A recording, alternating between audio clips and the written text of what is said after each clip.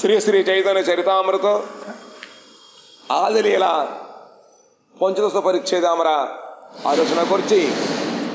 মহাপ্রভুর পৌগণ্ড লীলা, পৌগণ্ড লীলার মধ্যে তিনি বিদ্যাভ্যাস থেকে শুরু করে বিবাহ পর্যন্ত যত লীলা, সেই লীলা এখানে বর্ণনা করছেন।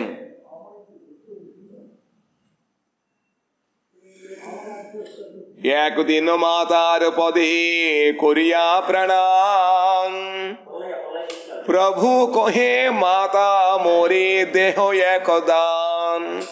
মাতা বলে তাই দিব যা তুমি মাগিবে, প্রভু কহে একাদশীতে অন্ন না খাইবে। শচী কহে না খাইব, ভালোই কহিলা, সেই হইতে একাদশী করিতে লাগিলা। বাংলা একটা প্রথা আছে কি, উপবাস গুলো আগে বেধবা ছাড়া সাধবারও করতো না। যাদের স্বামী বেশি আছে তারা উপবাস করতে না। স্বামী চলে যাওয়ার পরে এই ব্রত উপবাস ইত্যাদি গুলি, কেননা স্বামীর সেবা করতে হয়, তো জন্য স্বামীর সঙ্গে তারা ধর্ম অনুষ্ঠান করতেন। এখন তো স্বামী নাই, করবে কি? উপবাস গুলো তারা করতেন, এটা প্রথা ছিল। এখন কেউ করে না, যারা গরিব আসে তারা করে, অন্য সম্প্রদায় করে, তারা ওই উপমা টুপমা খেয়ে থাকে। উপমা তারা হয় নবধান বর্জিত। তখন মহাপ্রভু মায়ের পার ধরে প্রণাম করে বললেন, আমার একটা বর চাই, আমি একটা করবো, তুমি করবে তো? আরে বলো, তোমার জন্য আমি যা কিছু করবো তাই দিব, বর দিব। কি একাদশে আমরা খাই? ঠিক আছে, ভালোই করলে, বলেছো তুমি, খাবো না। তখন থেকে ఎకాదశి ఉపవాసం করলেন। ఒక రోజుని మహాప్రభు తల్లికి నమస్కారం చేసి, అమ్మ నాకు ఒక మాట ఇమ్మన్నారట. నాకు ఒకటి కాలు ఇస్తాం, తప్పకుండా ఇస్తాను, ఎంతగానో ఇంకేముంది ఆయన అని అడిగి. సరే, ఏకాదశి ఇంకా అన్నం తినదు అందుకే. ఏకాదశి నాడు అన్నము తినవద్దు, అన్నం అంటే నవధాన్యాలు అనమాట. అంతకుముందు వాళ్ళు ధర్మానుష్ఠానం చేసేవారు కాదా? చేసేవారు, కానీ ఒక నియమం ఉంది. ఏంటంటే పుణ్యస్త్రీగా ఉన్నప్పుడు ఉపవాసాలు చేసేవాళ్ళు కాదుట. ఎందుకంటే భర్తతో పాటు ధర్మానుష్ఠానం చేయడమే వాళ్ళ కర్తవ్యం, అంతేకాకుండా పతిసేవ చేయడంలో మగ్నులు కాబట్టి శరీరం సహకరించడం అది ఉండేది కాదనమాట. ఏ విధంగా సన్యాసి ధర్మానుష్ఠానం ఉంటుందో ఆ విధంగానే ఎవరైతే విధవలు అవుతారో వాళ్ళు సన్యాసి సమానం అన్నమాట. ఆ విధంగా వాళ్ళు ఒంటి కూడా భోజనం చేయడం, కఠోర తపస్సు చేస్తూ ఉండేవారు. వాళ్ళకి ఉపవాసం ఉంటూ ఉండేది. కానీ మహాప్రభు అందరికీ ఉపవాసం అని చెప్పి తల్లితోటి అప్పటి నుంచే ఉపవాసం చేయమన్నారట. శిశుమాత అంది, మంచిది చెప్పింది, బాగుందయ్యా, చేస్తానని చెప్పింది అనమాట. ఆ విధముగా నాటి నుండి ఏకాదశి సరువులకి చేయడానికి అది చెయ్యాలనేటువంటి నియమాన్ని పెట్టారన్నమాట. అది మహాప్రభు చూపించారు. అంటే ప్రాణి మాత్రం అందరికీ ఉపవాసం ఉండడానికి అర్హత ఉంది, తప్పకుండా చేయాలి. మనం కూడా కొంతమంది తులసి మంజలు కొయ్యాలంటే పెళ్లి కాని స్త్రీలు కొయ్యాలి, చిన్న అమ్మాయిలు కొయ్యాలి, పురుషులు కొయ్యాలి, ఆడవాళ్ళు రకరకాలు ఉంటూ ఉంటాయి. అలా కాదు, ఇవన్నీ కూడా దేశగత ఆచారం తప్ప ఇది ధర్మగత ఆచారం కాదు. మగవాళ్ళు పరిక్రమ చేయాలి, ఆడవాళ్ళు చేయాలి. విశేషముగా శుక్రవారం మంగళవారం మన వాళ్ళు కోయరు తులసి మంజరులే. అవి మన సిద్ధాంతంగా ద్వాదశి రోజుని తులసిని సూచించకూడదు, కోయకూడదు అనమాట. దీపాలు ఆడవాళ్ళు పెట్టచ్చు, మగవాళ్ళు పెట్టచ్చు. తులసి ఆరాధన అంటే ఆడవాళ్ళకి అనేటువంటి ఒక అపోహ ఉందన్నమాట. అలాగే ముందు రోజు ఒక సెట్టు పెట్టుకోవాలి ఏకాదశి రోజుని, ఇది చూసుకుని. అదొకటి. పుష్పములు తెల్లవారుదామని కోయచ్చు, కానీ తులసి కోయాలంటే వెలుగు రావాలి. పుష్పాలు చీకటిలో కోసుకోవచ్చు, పువ్వులు. తులసి కోయకూడదు, తులసికి వెలుగు రావాలి. అదొకటి. స్నానం చేసిన తర్వాత తులసి కోయాలి. మధ్యాహ్నం దాటి తులసి కోయకూడదు, సాయంకాలం తులసి కోసుకోకూడదు. కొన్ని నియమాలు ఉన్నాయన్నమాట. ఇదేమో ఏదో మన యొక్క దేశకాల ఆచార ప్రకారం, ఆ విధంగానే బంగ్లాదేశ్లో కూడా దేశకాల ఆచారం ప్రకారము ఎవరికైతే భర్త ఉంటాడో వాళ్ళు ఉపవాసం చేసేవారు కాదు. కానీ ఉపవాసానికి కొత్త సంబంధం లేదు, ధర్మానుష్ఠానం ప్రతి వాళ్ళు చేయాలని మహాప్రభు దాన్ని ప్రవర్తన చేయించారన్నమాట. তবে মিশ্র বিশ্বরূপের দেখিয়া যৌবন, কন্যা মাগি বিবাহ দিতে কইল মন। বিশ্বরূপ শুনি ঘর ছাড়ি পলাইলা, সন্ন্যাস করিয়া তীর্থ করিবারে গেলা। বিশ্বরূপ তিনি কারো কথাতে তিনি কিছু প্রতিবাদ করতেন না, বিশেষ করে পিতা মাতা যা বলবেন তাই। এদিকে তার যৌবন দশা আরম্ভ হলো, পিতা মাতা তার বিবাহের জন্য কন্যা খোঁজ করছে, বাবাকে বলতে পারলো না বিবাহ করবো না বলে, এত তার নম্রতা বিনয়। সেই জন্য আমি সংসার জঞ্জালের মধ্যে পড়বো না বলে তিনি ঘর ছেড়ে সন্ন্যাস গ্রহণ করে চলে গেলেন, আর তীর্থযাত্রা করবো বলে চলে গেলেন। শুনি সেচি মিশ্রের দুঃখী হইল মন, তবে প্রভু মাতা পিতার কইল আশ্বাসন। যখন চলে গেল তখন তার বিরহে মহাপ্রভুর পিতা মাতা সেচি মাতা জগন্নাথ মিশ্র খুব দুঃখিত হলেন। তখন তিনি ছোট বয়স, অল্প বয়স নিমাই পণ্ডিত, তিনি পিতা মাতাকে আশ্বাসন দিলেন, আমি আছি, আমি ঘর থেকে বেরবো না, আপনাদের আমি সঙ্গে থাকবো, সেবা করবো, এরকম বিভিন্ন রকম কথা বলে তাদের আশ্বাস প্রদান করলেন। ভালো হইল বিশ্বরূপ সন্ন্যাস করিল, পিতৃকুল মাতৃকুল দুই উদ্ধারিল। আমি তো করিব তোমা দুহার সেবন, শুনিয়া সন্তুষ্ট হইল পিতা মাতার মন। একদিকে ভালো হলো দাদা বিশ্বরূপ সন্ন্যাস গ্রহণ করলেন, সন্ন্যাস গ্রহণ করার দ্বারা পিতৃকুল মাতৃকুল দুটোই উদ্ধার হবে, যাক আমি তো তোমাদের সেবা করব বলে মহাপ্রভু সেই কথা বলার সঙ্গে সঙ্গে পিতা মাতা সন্তুষ্ট হলেন।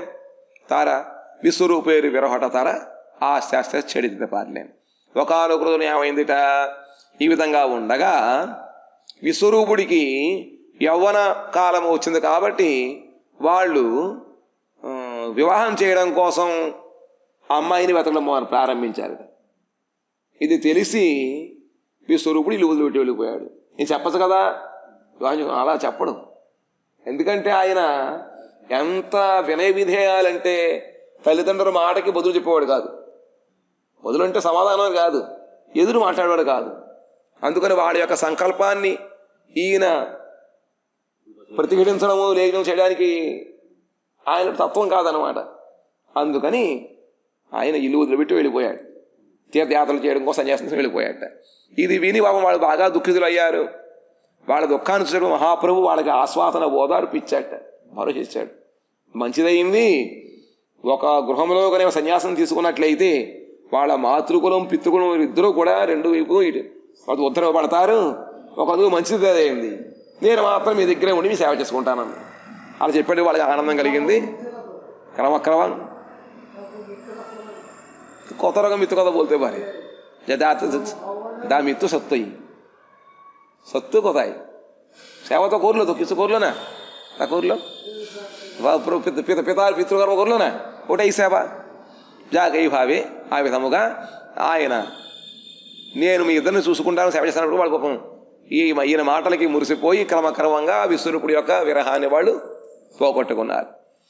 ఏకదిను నైవేద్యో తాంబూలు ఖాయ్యా భూమితే పొడిలా ప్రభు అచేతన హొయ్యా ఆస్తే వ్యస్తే పితా మాతా মুখে দিল পানি সুস্থ হইয়া কহে প্রভু অপূর্ব কাহিনী यथा হইতে বিশ্বরূপ মোরে লইয়া গেলা সন্ন্যাস করহ তুমি আমারে কহিলা। এ তো সত্য কথার পরিচয় এখন বলছে। আর একদিন তাম্বুল খেয়ে সঙ্গে সঙ্গে মাথা ঘুরিয়ে যেরকম পড়ে সেরকম পড়ে গেছে। হ্যাঁ, তারপরে তাড়াতাড়ি এসে পিতা মাতা তার মুখে জল দিলেন, সুস্থ করলো, উঠলো। আর কি হলো রে বাপ, কি করবো কাহিনী, কি কাহিনী বলছে কি, এখানে বিশ্বরূপ এসেছে আর আমাকে বলছে সন্ন্যাস নেওয়ার জন্য। আমি কহি আমার অনাথ পিতা মাতা, আমি বালক, সন্ন্যাসের কিবা জানি কথা। তখন আমি বললাম আমার পিতা মাতা অনাথ কেউ নেই, আমি ছোট্ট বাচ্চা, সন্ন্যাস আমি কি বুঝি। গৃহস্থ হইয়া করি পিতৃমাতৃ সেবন, ইহাতে সন্তুষ্ট হবেন লক্ষ্মী নারায়ণ। পাল তো করলো তো, আর বললেন আমি যাব না, আমি গৃহস্থ হইয়ে পিতা মাতা সেবা করব। পিতা মাতার সেবা করার দ্বারাই ভগবান শ্রীহরি সন্তুষ্ট হন। বর্ণাশ্রম ধর্ম পালন করতেই হবে।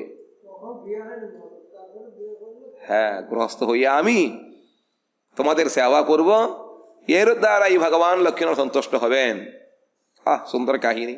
তবে বিশ্বরূপ ইহা পাঠাইল মোরে, মাতাকে কহিলা কোটি কোটি নমস্কারে।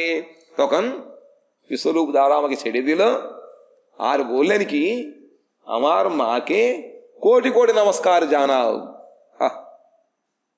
ये মতো নানা লীলা করে গৌর হরি, কি কারণে লীলা ইহা বুঝতে না পারে। হঠাৎ করে এমন কথা বলছে কেন বুঝতে পারে না। মানে তিনিও পরবর্তীকালে সন্ন্যাস গ্রহণ করবেন, সেই লীলা একটু সূচনা করেছেন, তা হতে পারে, বলা যায় না। এভাবে তার লীলা কে বুঝতে পারে। భగవంతుడు లీల ఎవరు? రామా నీ లీలలన్నా తరమా, బ్రహ్మాది దేవతలకైనా. చక్కగా మహానుభావుడు పాట రాశాడు, దశావతారాలు పాడనమాట. అందులో భగవంతుని యొక్క లీలని ఎవరు తెలుసుకోలేరు, మనోభావాన్ని ఎవరు గుర్తించలేరు అన్నమాట.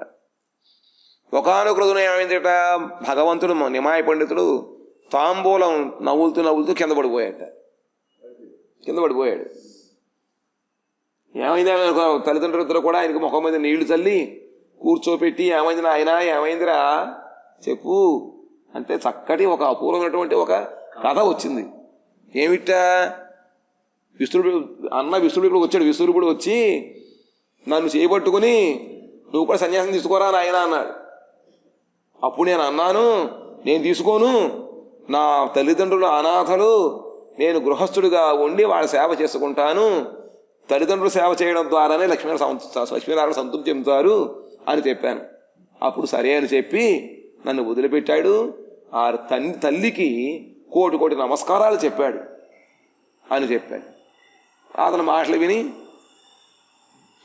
మన శశిమాత జగన్మేశ్వరుడు సంతృప్తి చెందారు. కానీ ఎందుకు ఈ విధముగా ఆయన లీలలు చేస్తున్నారో తెలియదు. బహుశా భవిష్యత్ కాలంలో తాను కూడా సన్యాసి అవుతాడనే విషయాన్ని చూపించాడు అనమాట. అది ఒకటి గృహస్థుడు అయ్యి వెళ్తాడనమాట, ముందు చెప్పాడు. ఆ విధంగా అందరినీ తయారు చేస్తాడు ఆయన, హఠాత్గా ఏం చేయడు. ఏ మతో నాలా లీల కొరే గౌరి, ఈ విధంగా గౌరిహరి రకరకాల లీల చేస్తూ ఉంటాడు. ఏ కారణముగా ఏమంటూ ఉంటాడో ఎవరికి తెలియదు. কত দিন রহি মিশ্র গেলা পরলোক, মাতা পুত্র দুহার বাড়িল হৃদি শোক। ఈ విధముగా কাল যাপন হতে হতে কিছুদিন মধ্যেই সেই বামন ঠাকুর জগন্নাথ মিশ্র অন্তর্ধান হলেন। আর পিতা পুত্র, মাতা পুত্রের আর এদিকে দুঃখটাও বাড়িল, তাদের సంసారేর భారటావు బేడేసి.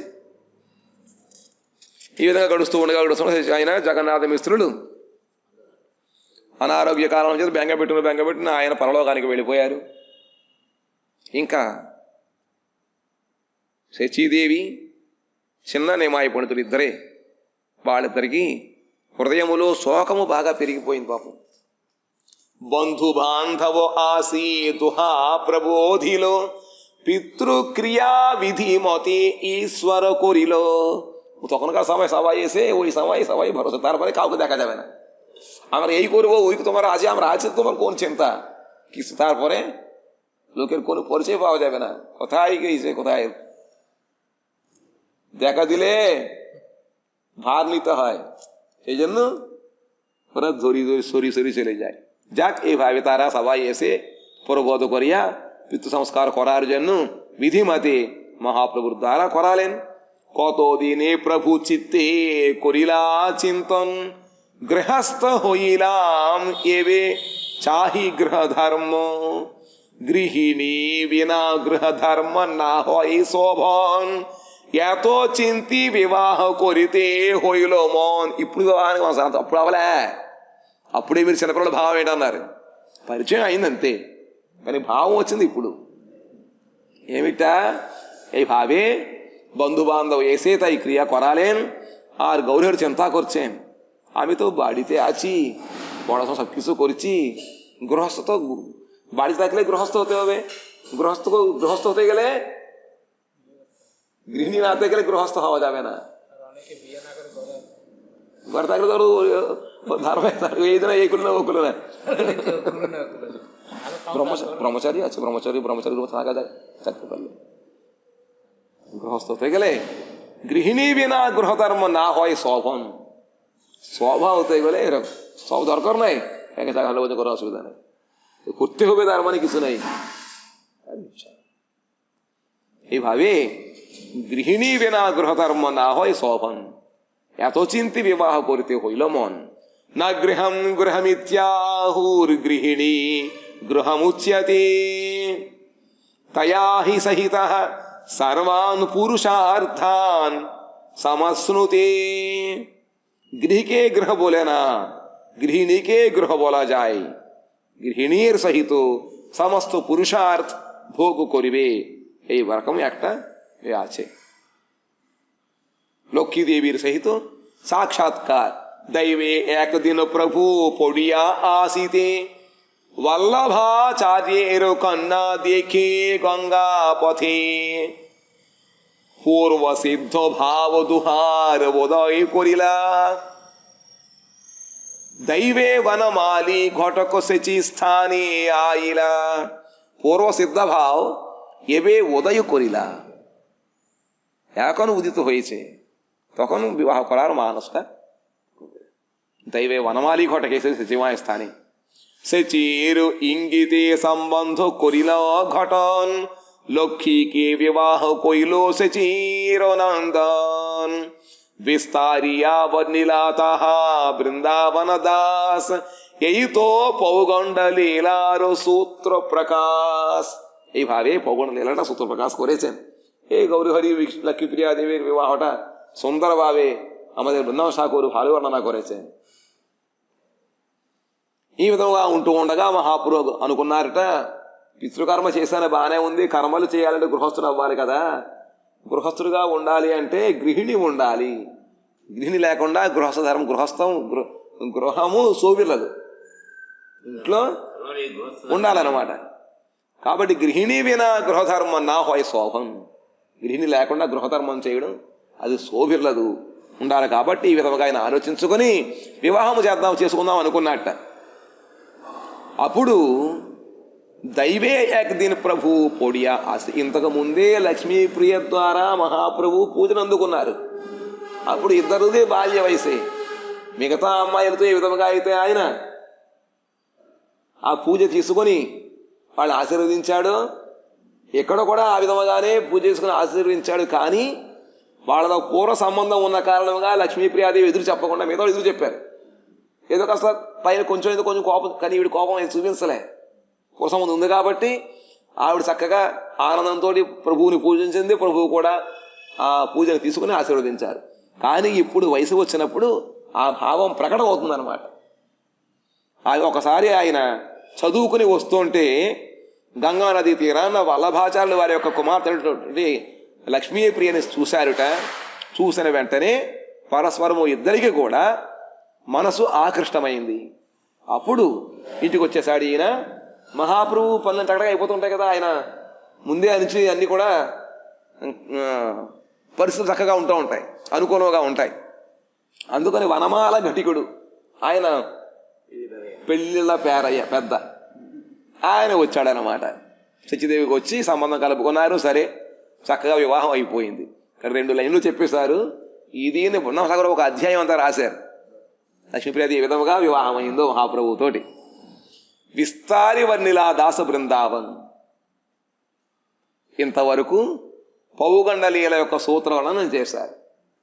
అక్షరాభ్యాసం విద్యాభ్యాసం ప్రారంభమయ్యి వివాహం వరకు ఉండబట్టి పౌగండలీల సూత్రప్రాయంగా చెప్పారన్నమాట.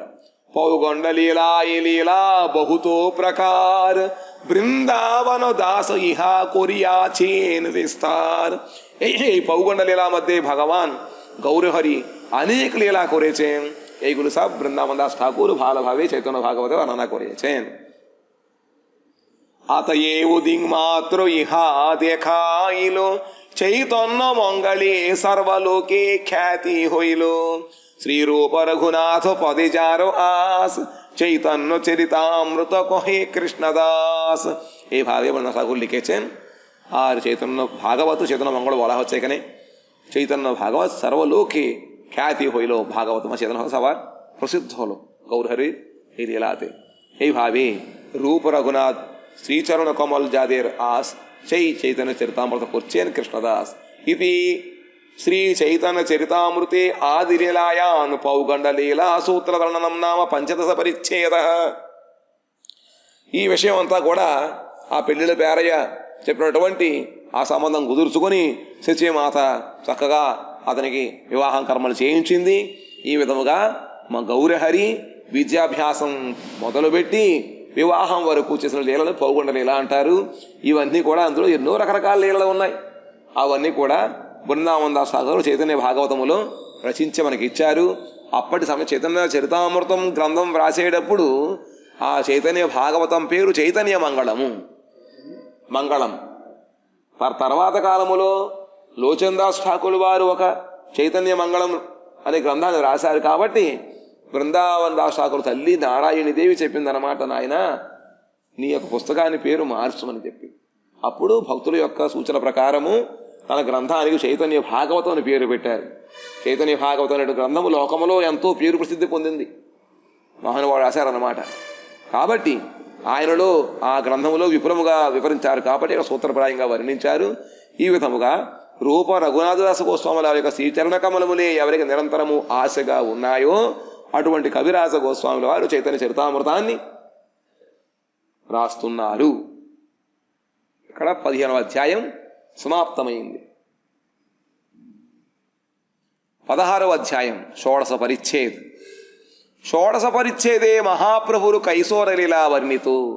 కిశోరలీలా అధ్యాపన్ పండిత విజయ్ జాహ్నవీతే జలకేళి అర్ధసంచయేర్జన్ను వంగదేశే గమన్ తథాయి విద్యా విచారవో నామ సంకీర్తన్ तपन मिश्रेर सहित साक्षात्कार ताहा के साध्य साधन उपदेश वाराणसी गमने आज्ञा प्रदान इत्यादि लीला वर्णितो. এই 16 অধ্যায়ের মধ্যে মহাপ্রভুর কিশোর লীলা বর্ণনা করা হয়েছে। কিশোর বয়সে মহাপ্রভু অধ্যয়ন করেছেন পৌগণ্ড বয়সে। কিশোর বয়স আসলে তিনি তিনিও পড়াতে শুরু করলেন, মাস্টারগিরি। আর দিগ্বিজয় পণ্ডিতকে বিজয় করলেন, জাহ্নবীতে ছেলেদের সঙ্গে জলকেলি করলেন। আর্ধ সঞ্চয় টাকা পয়সা আয় করার জন্য তিনি পৌরবঙ্গ গেলেন, ওখানে সাধু সাধন তত্ত্ব সম্বন্ধে অনেক চর্চা করলেন। তারপরে আর ওখানে ওই সাধু সাধন সম্বন্ধে উপদেশ করলেন। তপন মিশ্রকে উপদেশ করিয়া তাকে কাশিতে পাঠালেন ইত্যাদি লীলা সবকিছু বর্ণনা করা আছে। মহাপ্রভুর বঙ্গবিজয়ী সময়ে লক্ষ্মী দেবীর সর্পাঘাত প্রাপ্তি ছলে বৈকুণ্ঠ গমন হইল। প্রভু স্বদেশে প্রত্যাবর্তন করিয়া শচী দেবীকে তত্ত্বজ্ঞানের দ্বারা শান্ত করিলেন। পরে বিষ্ণুপ্রিয়াকে বিবাহ করিলেন। তারপরে যখন মহাপ্রভু পূর্ববঙ্গ গেলেন, পূর্ববঙ্গে যাওয়ার পরে মহাপ্রভুর বিরহে লক্ষ্মীপ্রিয়া দেবী বিরহরূপ কাল সর্প দ্বারা দষ্ট হয়ে পরলোক বৈকুণ্ঠে চলে গেলেন। আর তারপরে মহাপ্রভু সেই এসে মাতাকে অনেক তত্ত্বজ্ঞান প্রদান করিয়া সেই বৌমার বিরহ থেকে তিনি শান্ত করালেন। তারপরে আবার বিষ্ণুপ্রিয়া দেবী বিবাহ করলেন। दिग्विजयी केशव काश्मीर सहित आलाप एवं तत्कृत गंगा महात्म श्लोक विचार पूर्वकता हाथे पंचालंकार गुण वो पंचालंकार दोष देखाइया ताहार गर्व चोर्ण करलेन। दिग्विजयी कवि सरस्वतीर निकट रात्रि प्रभुर तत्व जानिया परदिन प्राते ताहार शरणापन्न हইলেন।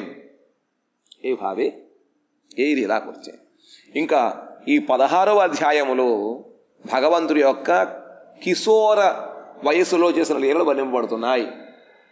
పౌగండము లక్ష్మీప్రియ వివాహం వరకు, దాని తర్వాత చేసిన లీలలన్నీ కూడా కైశోర లీలలు అంటారు. అంతవరకు భగవంతుడు కైశోర లీల. అంతవరకు భగవంతుడు ఆయన విద్యాభ్యాసం చేశారు. కిశోర వయసు వచ్చిన తర్వాత ఆయన మళ్ళీ చదువు చెప్పడం ప్రారంభించారు. చదువు చెప్పడం ప్రారంభించారు. అధ్యాపన వృత్తి, వ్యాకరణ పండితుడు. ఆ విధముగా పండితులు, రకరకాల పండితుల విజయము ఆయన ఓడించడము, గంగా నదీ తీరములో వాళ్ళ యొక్క శిష్యులతో పాటు మిత్రులతో పాటు జలకేళి చేయడము, ఇంకా ధనాన్ని సంపాదించడం కోసం ఆయన పూర్వవంగం ఈస్ట్ బెంగాల్ వెళ్ళడము, అక్కడ ఎంతో మందికి విద్య దానము చేసి తపనమిస్తున్నటువంటి ఒక బ్రాహ్మణుడు మహాప్రభు వచ్చేస్తుంటే గబగబగా వచ్చి సాధ్య సాధన తత్వాన్ని తెలుసుకుంటే అప్పుడు మహాప్రభు దాన్ని ఉపదేశించడము, అయిన తర్వాత మహాప్రభుతో పాటు వచ్చేస్తారంటే మహాప్రభు అతన్ని కాశీ క్షేత్రం పంపించడం, దాని తర్వాత కేశవ కాశీ నుండి దిగ్విజయ పండితుని గెలుచుకోవడము, విష్ణుప్రియాదేవితో మహాప్రభు పూర్వంగా వెళ్ళినప్పుడు లక్ష్మీప్రియాదేవిని కాలం అనేటువంటి సర్పము కబలించింది అన్నమాట. కాలం అంటే మామూలు పాము కాటు వేసిపోవడం కాదు, భగవంతుడి యొక్క విరహము అనేటువంటి కాలము చేత ఆవిడ గ్రసింపబడినదై ఈ లోకాన్ని వదిలిపెట్టి వైకుంఠం వెళ్ళిపోయింది. ఎందుకంటే అంతవరకే గృహస్థలీలలో అంతవరకు మాత్రమే లక్ష్మీప్రియాదేవి యొక్క పాత్ర. దాని తర్వాత ఎప్పుడైతే భగవంతుడు కృష్ణ భక్తిని, నామ సంకీర్తనాన్ని ప్రచారం చేయడానికి సంకల్పించుకున్నారో ఆ సమయములో లక్ష్మీప్రియాదేవి అధికారం, విష్ణుప్రియాదేవి అధికారం అన్నమాట. కాబట్టి విష్ణుప్రియాదేవి ఆ మహాప్రభు జీవితంలోకి రావడము, విష్ణుప్రియాదేవి వచ్చిన తర్వాత లక్ష్మీప్రియాదేవి ఉన్నంత వరకు కూడా అతిథభ్యాగతుల సేవలోని బాగా జరిగే గృహస్థర్మలు బాగా పాటించారు. దాని తర్వాత కృష్ణ భక్తి రసమైనటువంటి జీవితాన్ని గడపడం కోసం ఎప్పుడైతే సంకల్పించారో ఆ సమయంలో విష్ణుప్రియాదేవి మహాప్రభు జీవితంలోకి వచ్చి దానికి తోడుగా ఉండేందుకు విష్ణు భక్తి స్వరూపిణి ఆవిడ. ఆ విధముగా మహాప్రభు విష్ణుప్రియాదేవిని వివాహము చేసుకున్న తర్వాత దిగ్విజయపడిన కేశవ కాశ్మీరుని ఓడించడము, ఇంకా ఆయనతోటి గంగా మహాత్య శ్లోకాలను చెప్పించి అందులో 5 అలంకారములు గుణముగా ఉన్నాయి, 5 అలంకారములు దోషముగా ఉన్నాయని చూపి అతని యొక్క గర్వాన్ని పొడి చేయడము. దిగ్విజయీ కవి సరస్సు దగ్గర తెలుసుకొని సాక్షాత్ ఈయన భగవంతుని తత్వజ్ఞానం తెలుసుకున్న తర్వాత ఆయన దగ్గర శరణాపన్నుడు అవడం అనేటువంటి విషయాలన్నీ కూడా ఈ 16వ అధ్యాయములో చెప్పబడ్డాయి. కృపాసుధా సరిద్యస్య విశ్వమాప్లావయంత్యపి నీచగైవ సదా భాతి తం చైతన్య ప్రభుం భజే. జాహార్ కృపా సుధా స్రోతస్వతి. कृपा अमृत रूप नदी सबसे प्रवाह होता, प्रवाह क्यों आ है? ऊंचू के नीचे प्रवाहित है.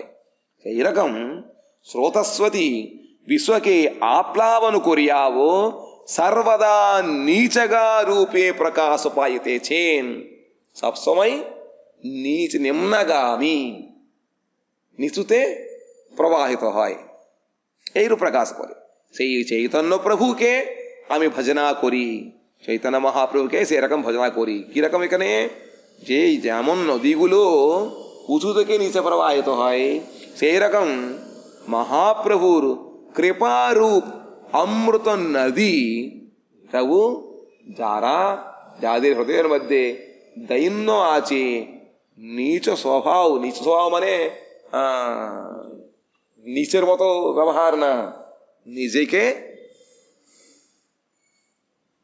नीच मनो करे धर्म परिपालन करा, এই রকম লোকের প্রতি কৃপাটা প্রবাহিত হচ্ছে, নিজ সর্বগা নীচগা রূপে প্রকাশ পাইতেছে, সেই మహాప్రభుకి আমি భజన করি. ఈ శ్లోకంలో చెప్తున్నారు ఏమిటంటే కృపాసుధా సరిద్యస్య విశ్వమాప్లావయంత్యపి. భగవంతుడి యొక్క కృప అనేటువంటి అమృత నది విశ్వమంతా కూడా ప్రవహిస్తూ ముంచెత్తేసింది. అయినప్పటికీ ఏ విధముగా అయితే నది యొక్క ధర్మము పల్లమునకు ప్రవహించడం, ఆ విధముగానే ఎవరిలో అయితే దైన్యం అనేటువంటిది ఎక్కువగా ఉందో అటువంటి వాళ్ళ యందు ఎక్కువగా మహాప్రయోగ కృప ప్రకాశిస్తూ ఉంటుంది. దీని అధికదయ కోరే భగవాన్. ఇక్కడ దీనుడంటే అన్నీ ఉండి కూడా దైన్యం ఉండాలన్నమాట. హొయ్యలేవు సర్వగుణి గుణి మహాసాయి.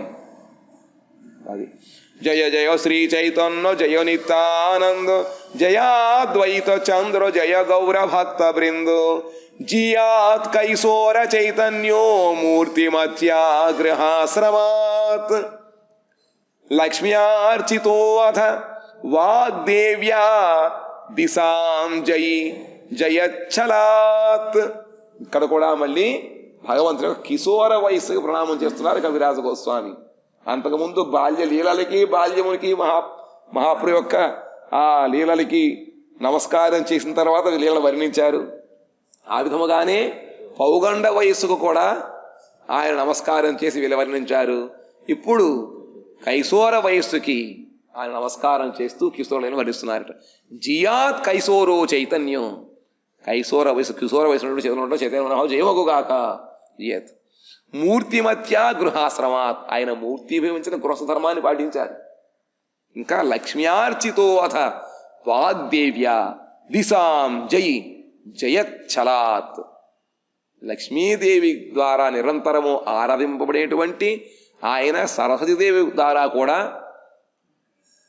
ఆరాధింపబడుతూ సమస్త దిశలను కూడా ఆయన జయించడం అనేటువంటి నెపముతో తన యొక్క గుర్తింపుని తన యొక్క ఆ భక్తిని ప్రచారము చేయడం కోసం పునాది వేశారన్నమాట. గృహగతో మూర్తిమతి లక్ష్మీదేవి కర్తృకో అర్చితో. గృహగతో మూర్తిమతి లక్ష్మీదేవి కర్తృకో అర్చితో ఏవం దిగ్విజయీ జయచ్చలే వాగ్దేవి కర్తృకో అర్చితో కిశోర్ చైతన్య దేవ్ జయుక్త హోన్. ఇక్కడ మూర్తిమతి లక్ష్మి అంటే గృహస్థర్మాన్ని చేస్తున్నాడు ఆయన. లక్ష్మీదేవి అంటే ఇక్కడ లక్ష్మీప్రియాదేవిని కాదు, ఇద్దరూను విష్ణుప్రియాదేవి కూడా. ఆ విధముగా ఆయన మూర్తి లక్ష్మీదేవి ద్వారా అర్చింపబడుతూ ఇంకా దిగ్విజయం చేయాలంటే సరస్వతి ఉండాలి. కాబట్టి సరస్వతీదేవి యొక్క సరస్వతీ కర్తృకం అర్చిత హొయ్యా దిగ్విజయీ జయచ్చరే వాగ్దేవి కర్తృకో అర్చిత హొయ్యా. ఆ సరస్వతీదేవి ద్వారా అర్చింపబడిన వాడే భగవంతుడు తన కీర్తిని చక్కగా లోకములో వ్యాపింపజేశారు.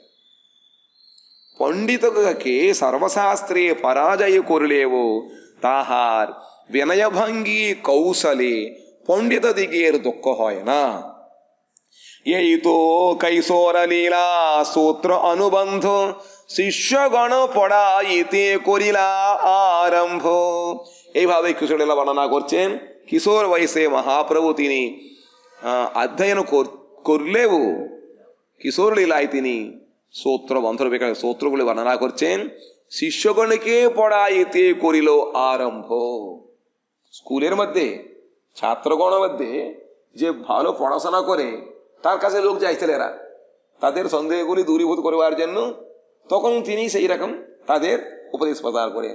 সেই রকম আমাদের গৌরহরি ওই সংস্কৃত পাঠশালায় তিনি একবারে পণ্ডিত মশাই, তিনি লিডার, তিনি সবার দেখে পণ্ডিত। সেই জন্য সেই পণ্ডিত কাছে পড়ানোর জন্য অন্যান্য ছাত্ররা যেত, এইভাবে তাদেরকে পড়াতেন। కిశోర వయసే সেই పొడానో లీలట ఆరంభ కొరలేం। ఏ విధంగా అయితే ఒక కాలేజ్ కానీ పాఠశాలలో కానీ ఎవరైతే బాగా చదువుతారో వాళ్ళ దగ్గరికి మిగతా శిష్యులందరూ కూడా వెళ్ళి, విద్యార్థులు వెళ్ళి సందేహాలు తీర్చుకుంటూ వాళ్ళు చదువుతూ ఉంటారు। ఆ విధంగానే మహాప్రభు సంస్కృత పాఠశాలలో ఆయన గోల్డ్ మెడలిస్ట్। అందుకని మిగతా వాళ్ళందరూ కూడా అంటే మాస్టర్ దగ్గర తెలుసుకోవడానికి కొన్ని చెప్పడం జంకు అవుతూ ఉంటుంది। ఆ విషయాల్ని సమవయస్కుడు కాబట్టి ఈయన దగ్గర తెలుసుకోవడం చాలా సులభంగా ఉంటుంది। ఆ విధముగా వాళ్ళందరూ మహాప్రభు దగ్గర నేర్చుకుంటూ ఉండడము, ఇది చూసి మిగతాలు కూడా వచ్చి ఆయనకు చదువుకోవడం.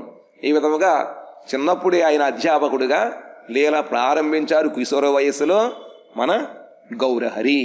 శతో శిష్య సంగీ సదా అధ్యాపన్ व्याख्या सुनी सर्वलोकेर चमकित मन।